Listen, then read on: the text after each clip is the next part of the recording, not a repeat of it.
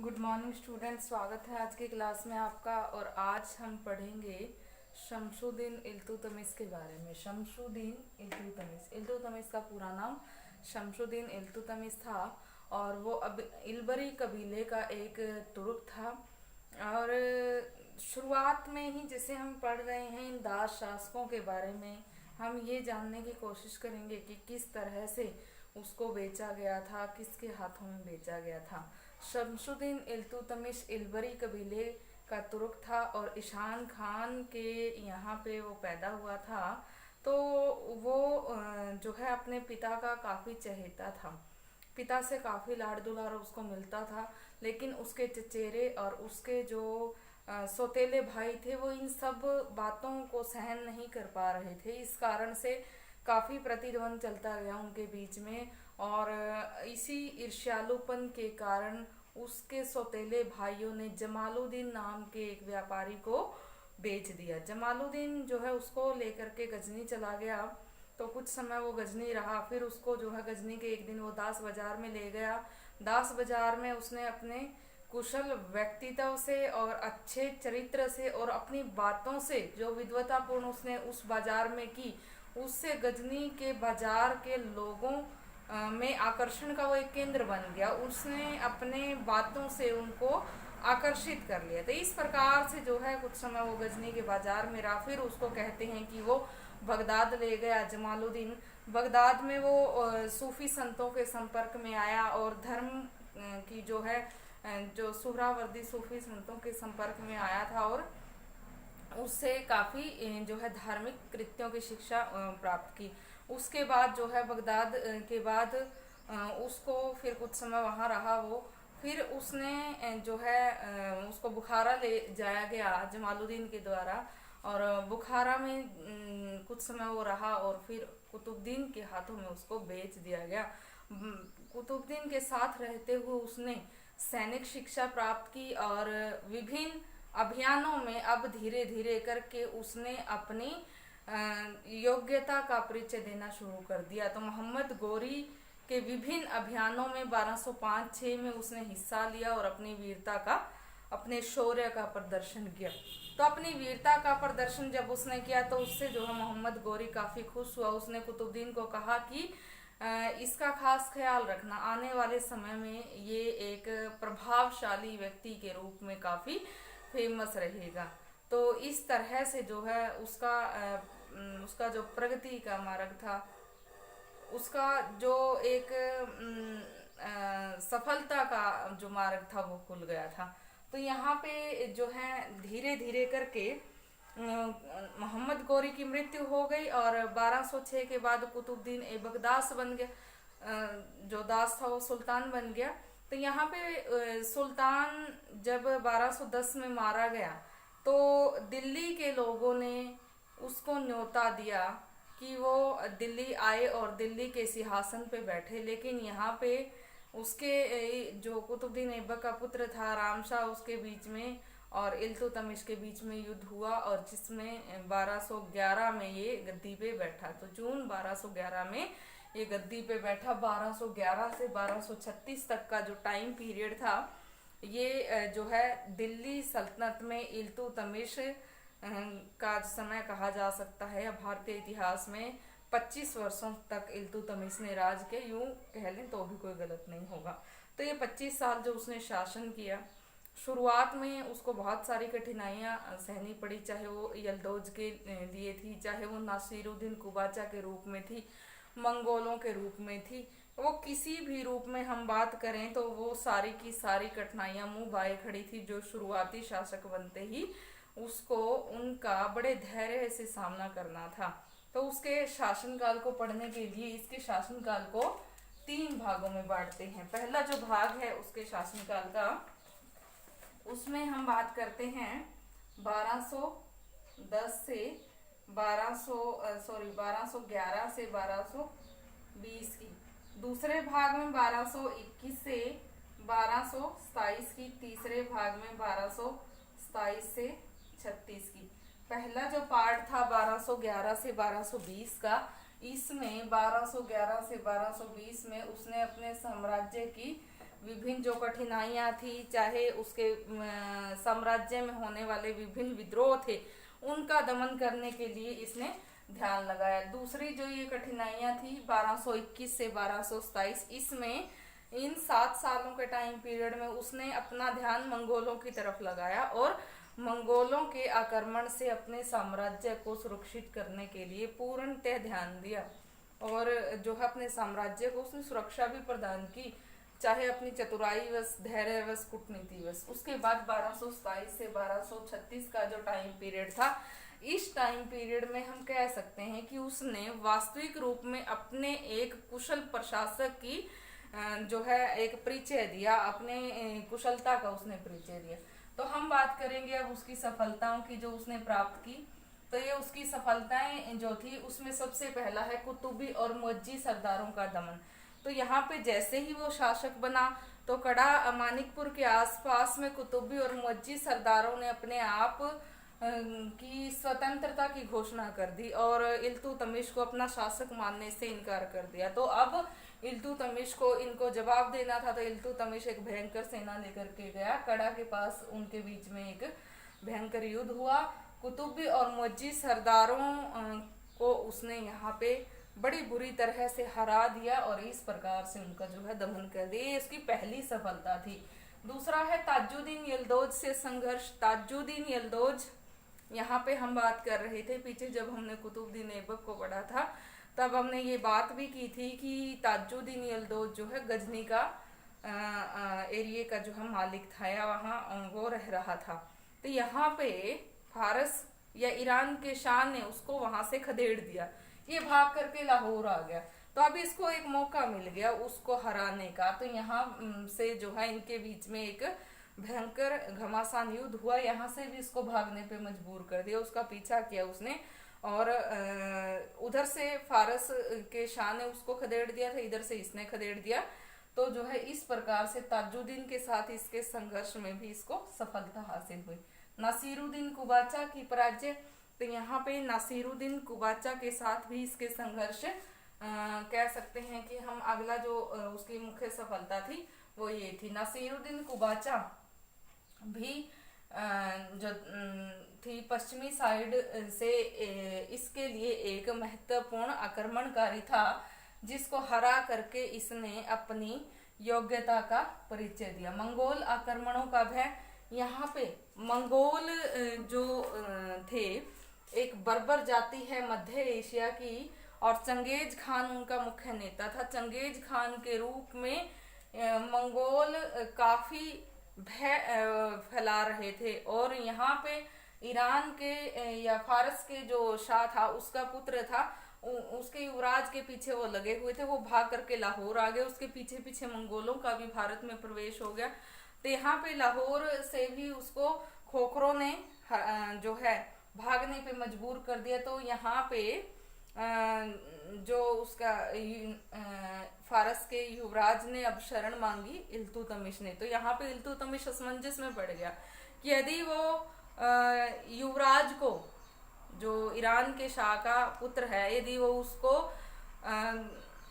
अपने यहाँ रख लेता है तो सीधी सी बात है कि चंगेज खान से उसकी दुश्मनी सीधे सीधे रूप में तय हो जाएगी और बाद में वो चंगेज खान के एक शत्रु के रूप में जो है हो जाएगा। और चंगेज खान का सामना करने का जो है उसमें किसी भी रूप में साहस नहीं था। एक भयंकर तूफान के रूप में मंगोली सेना चंगेज खान के नेतृत्व में यहाँ पे आ धमकी थी। तो उसने बड़े धैर्य से काम लिया। उसने एक पत्र लिखा उसको युवराज, फारस के जो युवराज था उसको, और कहा कि महाशय, ये जो जगह है, ये जो प्रदेश है मेरे, यहाँ की जलवायु आपके लिए अनुकूल नहीं है।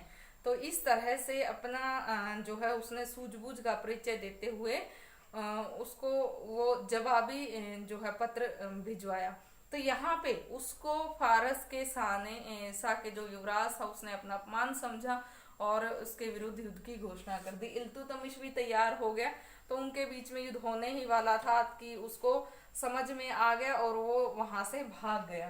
तो इस प्रकार से मंगोलों के आक्रमण भी यहाँ टल गया, क्योंकि जो मंगोल जिसके पीछे थे उसको जो है इल्तुतमिश ने शह नहीं दी और वो भी भाग गए और मंगोल भी यहाँ से चले गए। यदि उस टाइम पे वो युवराज के उस युवराज को, फारस का जो युवराज था, उसको यहाँ पे अपने यहाँ शह दे देता या अपने यहाँ रख लेता, तो वो जो है मंगोलों को सामने से चुनौती दे रहा था युद्ध की, जिसका सामना करने का उसमें साहस नहीं था या उसमें जो है दम नहीं था। तो इस प्रकार से यहाँ एक कूटनीति का सहारा लेते हुए मंगोल आक्रमणों का जो भय था टल गया।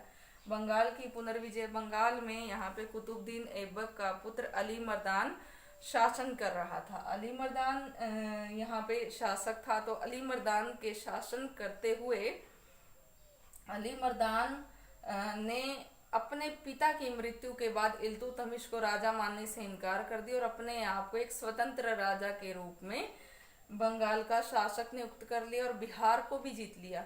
तो यहाँ पे उसके आसपास के जो क्षेत्र के जो क्षेत्रीय राजा थे, तो वो ये सहन नहीं कर पाए और उन तुर्की राजाओं ने, उन तुर्की लोगों ने जो बंगाल के आसपास के थे, उन्होंने अली मर्दान की हत्या कर दी और बंगाल, बिहार और उसके आसपास के एरियो पे अपना कब्जा जमा लिया। तो अब जो है उसने सेना भेजी। इल्तुतमिश ने बंगाल के आसपास जो है उन्होंने एक नाजिम नाम के व्यक्ति को राजा बनाया था, जो गियासुद्दीन की उपाधि करके धारण करके राजा बना था। तो इल्तुतमिश की सेना को देखते ही उसने अपनी अधीनता स्वीकार कर ली, लेकिन जैसे ही अधीनता स्वीकार करवाने के बाद इल्तुतमिश की सेना वापस दिल्ली लौटी, तभी जो है उसने अपने आप को फिर से यहाँ का राजा घोषित कर दिया। तो 2-3 बार ऐसा हुआ और अंत में 1225 में यहाँ जो है उसकी हत्या कर दी गई और यहाँ पे बंगाल को पूरी तरह से इल्तुतमिश के अधीन कर लिया गया। राजपूतों से युद्ध। यहाँ पे राजपूत भी विभिन्न जगहों पे, चाहे वो कालिंजर का दुर्ग था, रणथंभौर का दुर्ग था, यहाँ पे अपने आप की स्वतंत्रता वो घोषित कर चुके थे। तो राजपूतों के साथ भी कई बार उसके संघर्ष हुए और इस तरह से राजपूतों का भी वही स्थिति थी जो हमने अभी बंगाल में पढ़ी है कि वह एक बार तो उसकी अधीनता स्वीकार कर लेते, लेकिन जैसे ही वो सेना लेकर के वापस जाता तो अपना जो है वो अपनी स्वतंत्रता निश्चित कर देते। तो इस प्रकार से राजपूतों को एक बार तो उसने पराजित कर दिया था, लेकिन बाद में वो फिर से स्वतंत्र हो गए। दोआब में पुनर्विजय।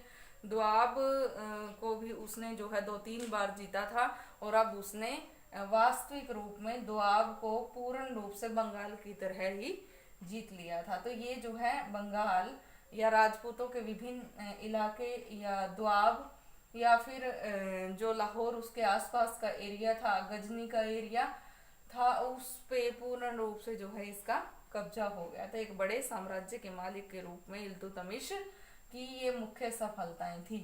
तो कुछ एक अन्य सफलताएं भी थी इल्तुतमिश की। अन्य सफलताओं में हम बात करेंगे दल चालीसा का गठन। दल चालीसा 40 तुर्क सरदारों का, 40 गुलाम तुर्क सरदारों का दल था, समूह था, जो उसने जो है गठित किया था, बनाया था। और ये उसके जो है मुख्य सलाहकार थे या उसके प्रशासनिक सेवाओं में उसके मुख्य सहयोगी थे, या यूं कहे कि उसके मुख्य विश्वास पात्र थे, जो उसको हर पल सैनिक सहायता के रूप में या हर प्रकार की सेवा देने के लिए तैयार रहते थे।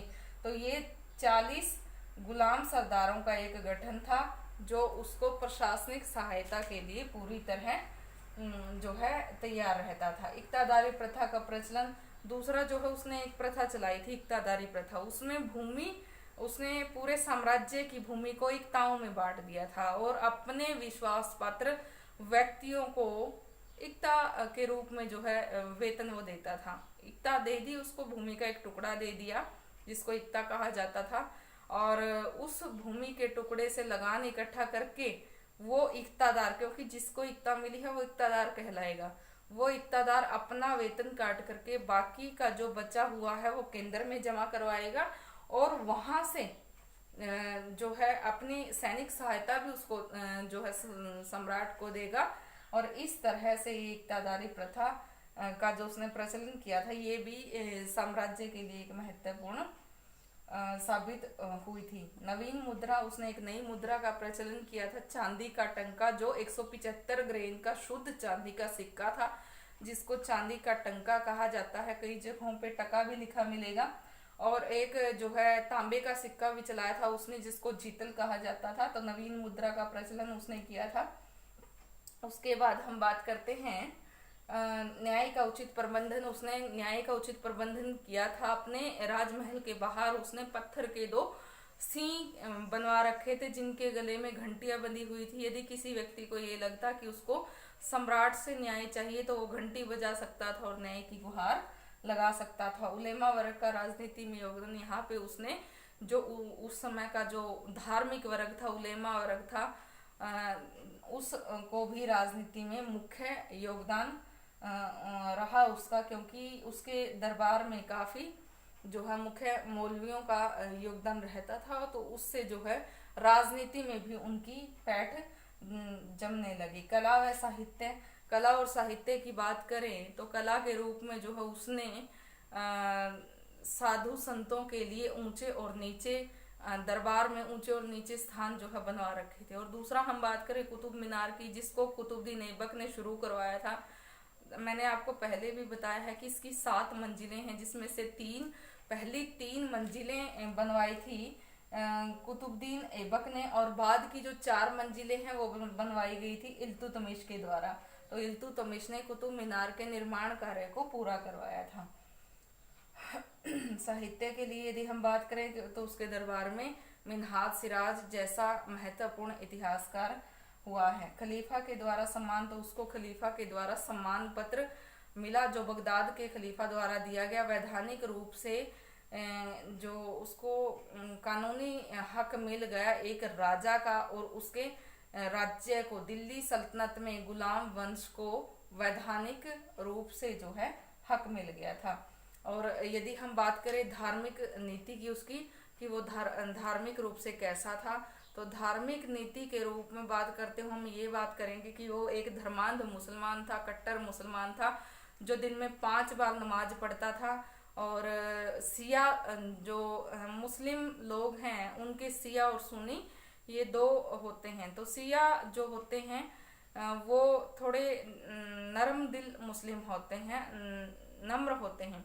और जो सुन्नी होते हैं वो अपने धर्म के प्रति कट्टर होते हैं। 5 टाइम नमाज पढ़ना, हिंदुओं को काफिर कहना, काफिर समझना, सिया लोगों से भी घृणा करना। तो उसी तरह का बर्ताव इल्तुतमिश का रहा है। तो इससे सीधी सी बात है, जाहिर है कि हिंदू जनता के ऊपर काफी अत्याचारपूर्ण रवैया उसका रहा होगा। राज्य विस्तार की यदि बात करें तो उत्तर में हिमालय से लेकर के उसका जो साम्राज्य था, पूर्व में बंगाल तक उसका साम्राज्य, और पश्चिम में सिंध तक विस्तृत था। उसके बाद जब वो बामियान क्षेत्र की विजय के लिए जा रहा था तो रास्ते में उसकी सेहत बिगड़ गई, और फिर वो वापस आ गया, और वो कार्यक्रम उसने अपना स्थगित कर दिया।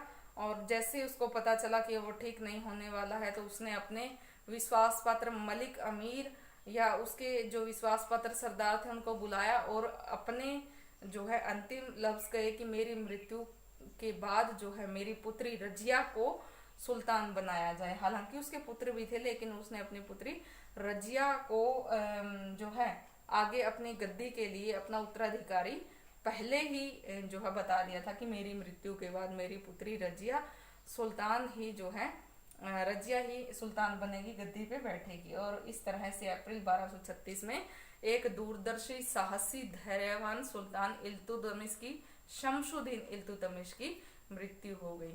शमशुद्दीन इल्तुतमिश गुलाम वंश का एक महत्वपूर्ण शासक हुआ है, जिसने अपने सूझबूझ से, अपने धैर्य से, साहस से और अच्छी सैनिक योग्यताओं से और प्रशासनिक योग्यताओं से अपने जो है राज्य को साम्राज्य में तब्दील कर दिया। आज के लिए इतना काफी है। Thank you.